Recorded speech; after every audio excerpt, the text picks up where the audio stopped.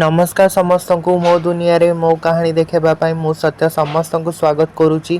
तो ये आज मुझे जाऊँगी मो बेस्टी घर को कारण गोटे ट्रिप रे जीवार थिला। तो मु घरे पहुँची जाइली आउ देन तापरे से मो पाई नूडल्स ता सहित किछटा पनीर सालो फ्राए बन के रखी से गुड़ाक मु खाऊली। आउ देन डिनर पाई प्रिपरेशन चली चिकेन ता सहित सेपटे डाली होउथला देखिए चिकेन कषा एक्चुअली होउथला। तो ग्रेवीटा बना होउथला चिकेन कषा पाई आउ एठी चिकेन पड़ी जाइथला। देन देखिपे चिकेन तो क्या भल लगुन मत तो स्पेशली बहुत भल लगे चिकेन। आउ ये रेडी हो जाता आमर चिकेन कषा गरम भात डाली येस।